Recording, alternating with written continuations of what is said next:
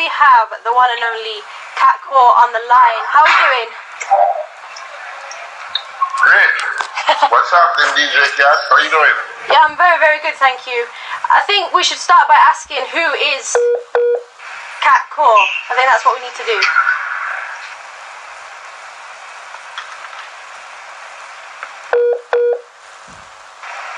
You still there? Can you hear me? I can, yeah, I can hear you now. Okay, yeah. Okay, so Okay. my first question is, who is Coore and Third World? Who are you? Well, we're one of the most, I'd say, revered reggae bands in the world. Yeah. And as for my personal thing, I am, the founder. Okay. So, yeah, I mean, we've been around for 45 years. Yeah. We've been doing our thing, and we're no strangers to England. Yeah. Okay. Yeah. We had our first hit record in England, actually, now that we found out. Okay. In 1978. Wow, okay. Yeah. Wow. So we're really no strangers to England, but we haven't been visible in England a lot. Yeah. So it's time for you to come back. Yeah, and America, you know. Okay. So it's been a while, but we did come 2 years ago. Okay. And we played at the Jazz Club in North London. Okay. You know, and we had a lovely time. We also went to Leeds, and we did like four places in the UK, you know. Okay.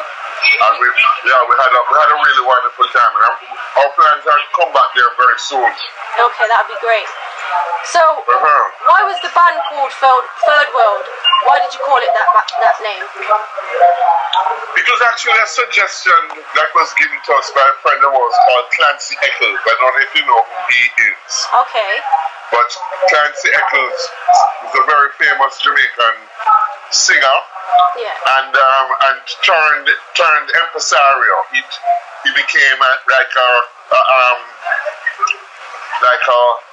a famous guy with Michael Manley. When in the days when Michael Manley was Prime Minister, he was a big ally of the PNP and stuff. And he had suggested to us that we call ourselves Sons of the Third World, because at the time when we were forming, there was so much talk about the Third World, the non-aligned movement, and so on and so on and so on. So when we eventually,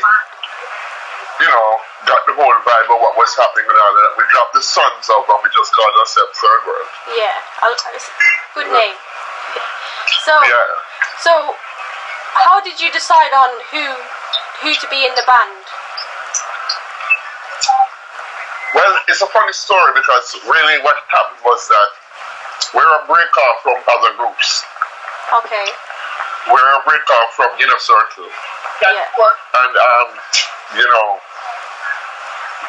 four of us who were in Inner Circle broke off and formed Third World.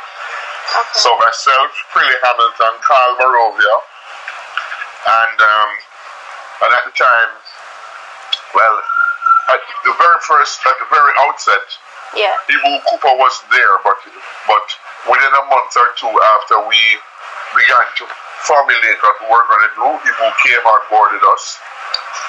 So that was the four from Inner Circle, and then Richard Daley, who is our bass player, who is still a bass player, he came on board slightly after that. He had been in a group called Tomorrow's Children.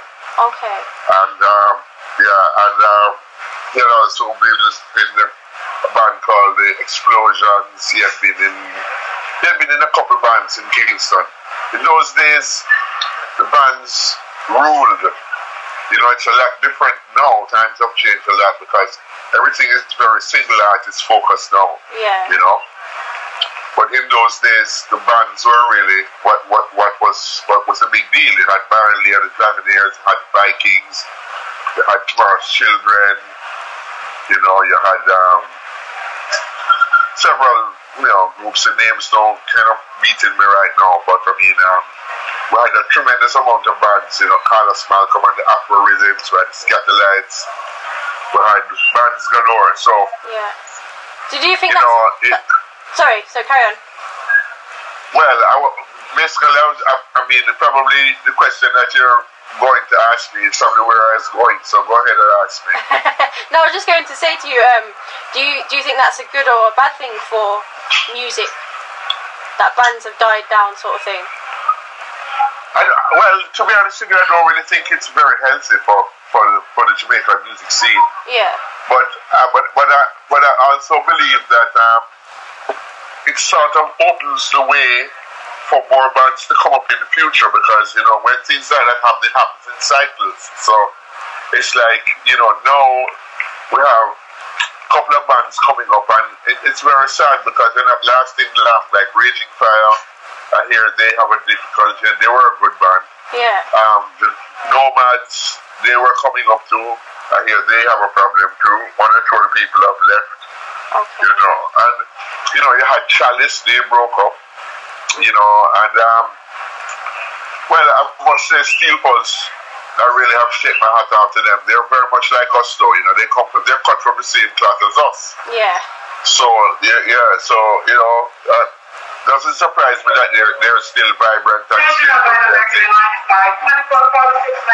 Sorry about the announcements, but no worries, you're in the airport, no worries. So vaginal, C-penetrate, opening the gate, number 10. That's all that American Airlines. I'm sorry, did I lose you? No, you're still here. So what music influenced bands like yourself? The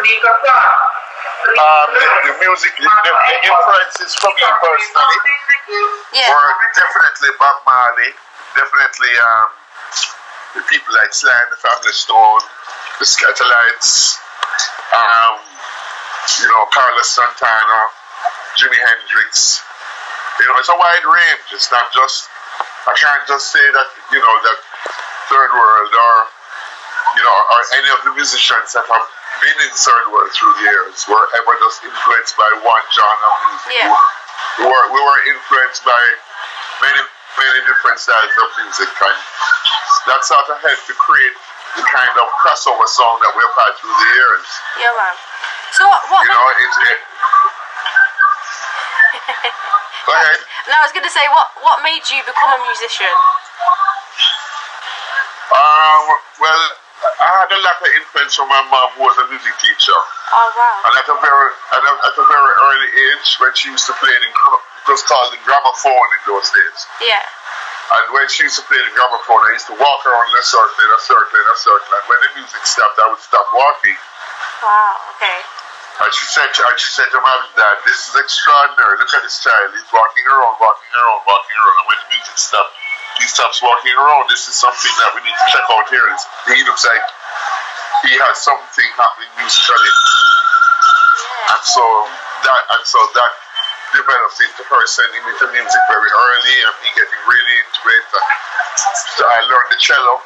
Okay. That was my instrument, and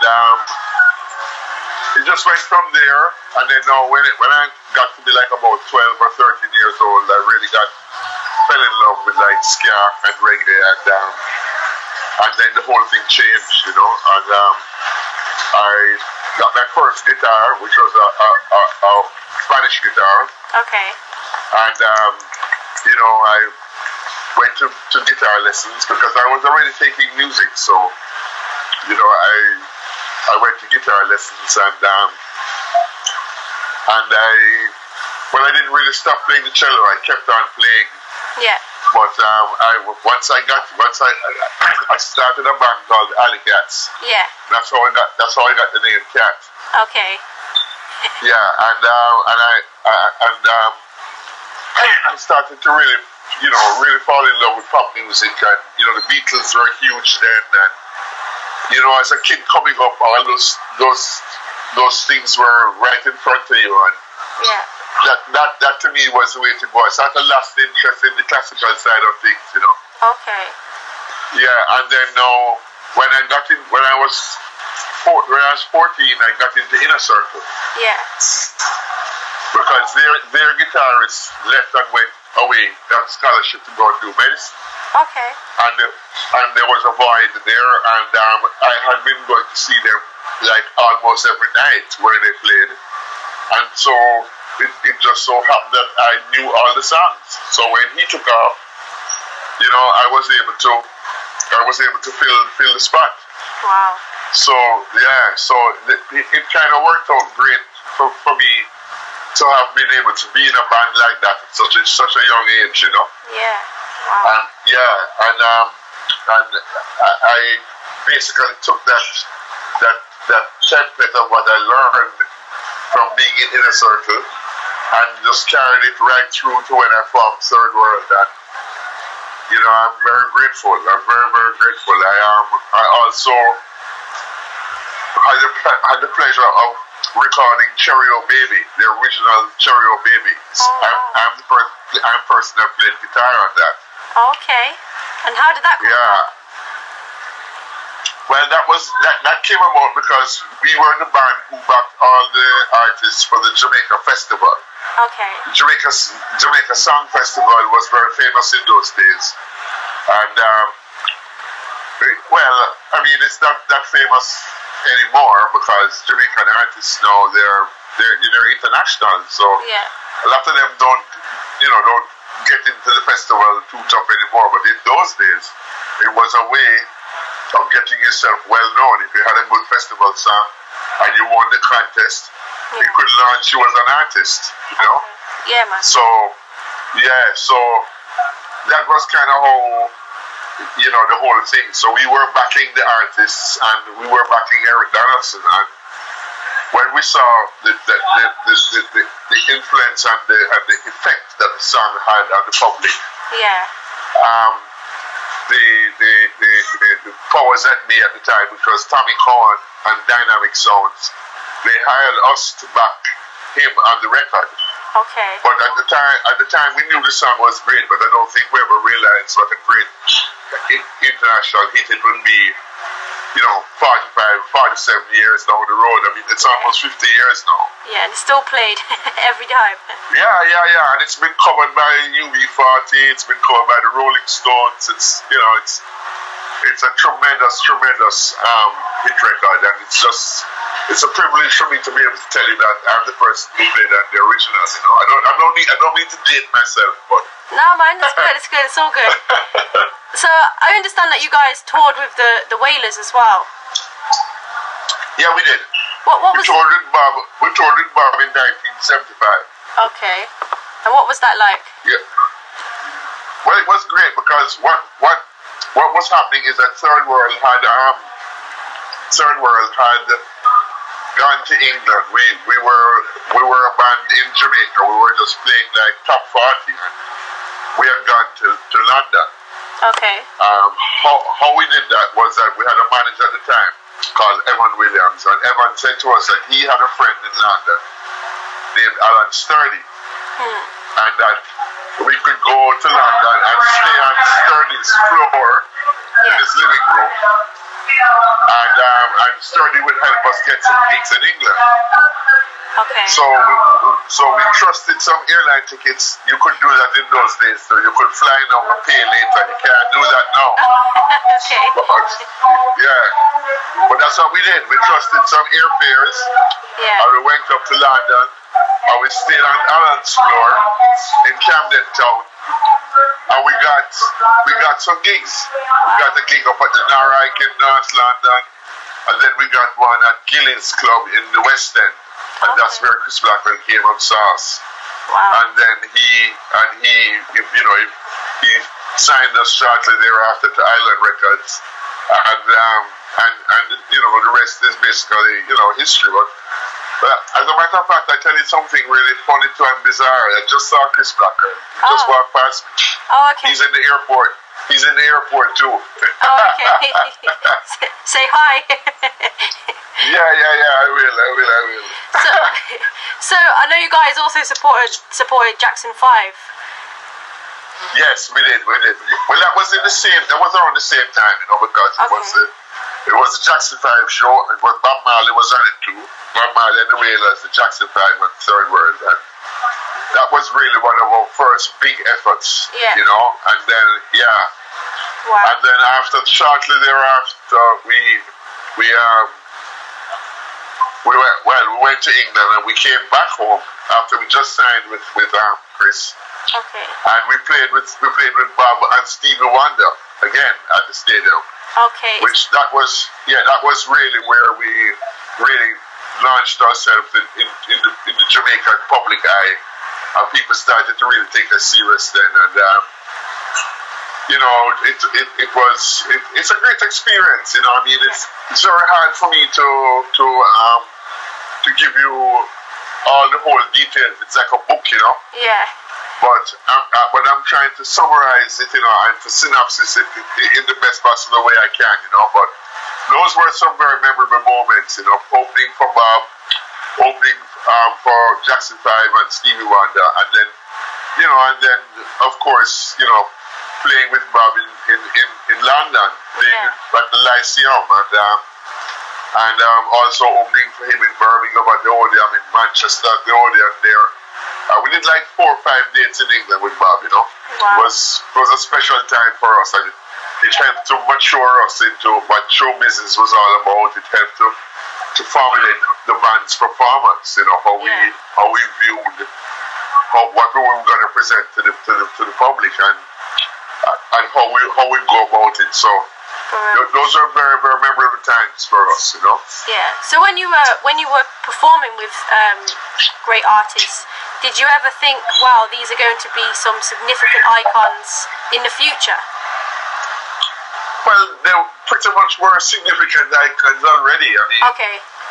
Yeah, but there was really no question in any of our minds about Bob Marley. We knew exactly where he was going. We knew no question.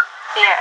Because we could feel it and we could see it. It was clear. But Stevie Wonder and the Jackson 5, they were already huge stars. Yeah. Okay.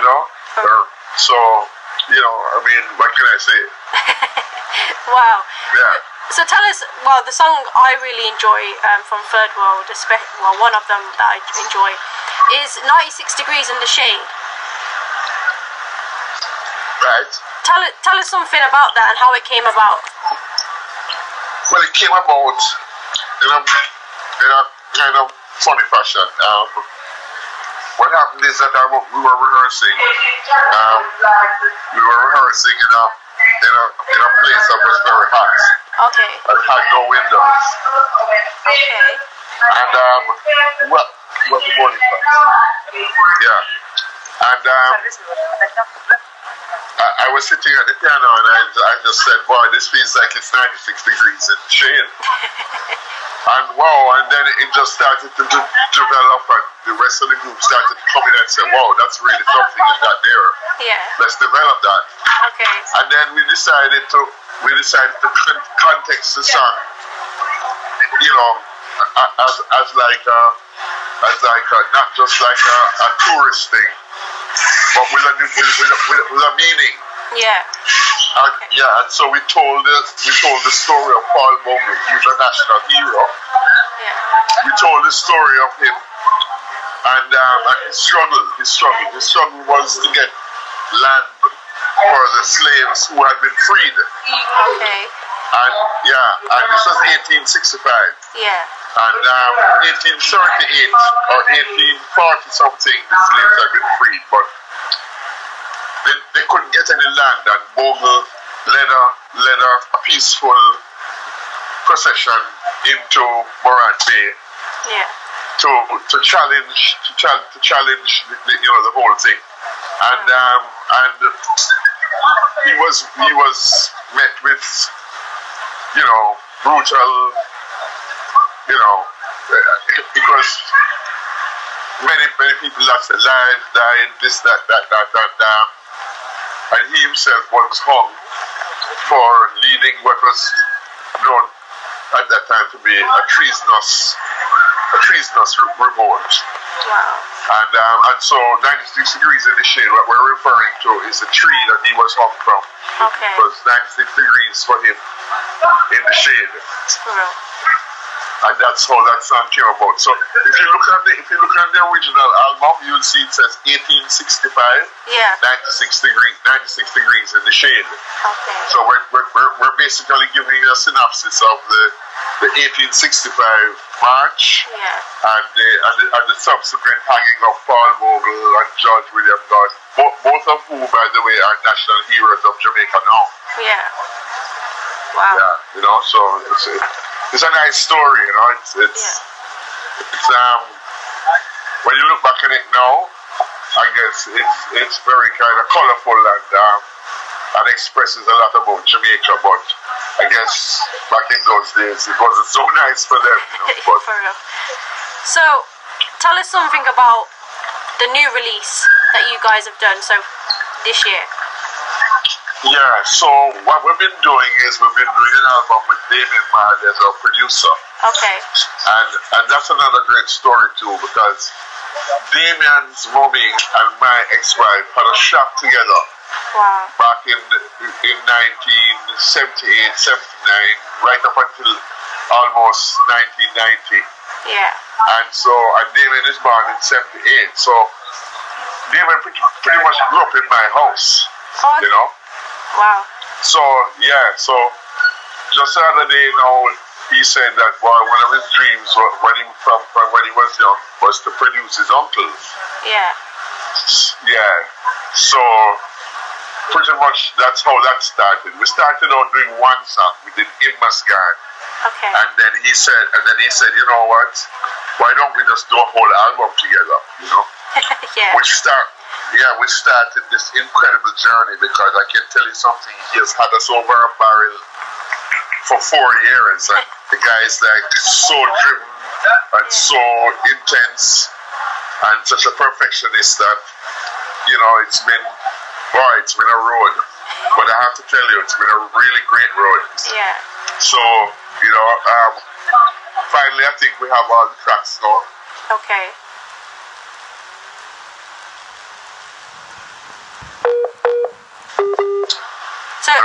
So tell it. Really decent in that album next year. Okay. So tell us a little something about Loving You Is Easy. So Loving You Is Easy is Yeah. actually the second song that we've released from this particular project. The first one was In Mascan, which we released like 2 years ago. Okay. But this one is the first real single that we're really concentrating the single effort on. And we've been getting a lot of great response from it, you know. Yeah. And why I'm in the airport now is because I'm flying back to Miami now to go on the cruise ship with Damien on Saturday. Okay. On the Welcome to Jamrock cruise. Yeah.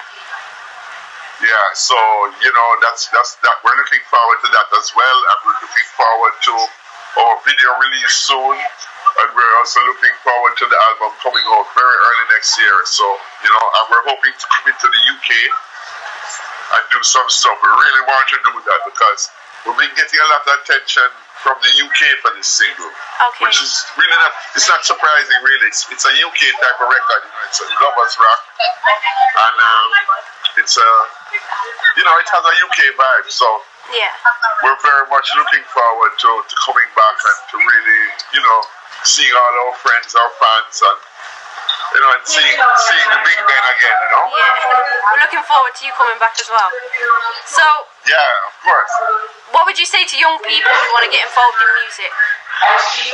Well, I would say that, you know, I'm very positive about Jamaican music. Yeah. Very positive. I love Chronics. And my son happens to be his guitar player. Okay. And yeah, and you know, I'm really into that whole scene. The young folks, the proteges, Kellyson McDonald, all that stuff. I'm really into it. I'm very happy to see where the music's going from that point of view. And I'm just looking forward to, you know, to more constructive, wonderful music from everybody. And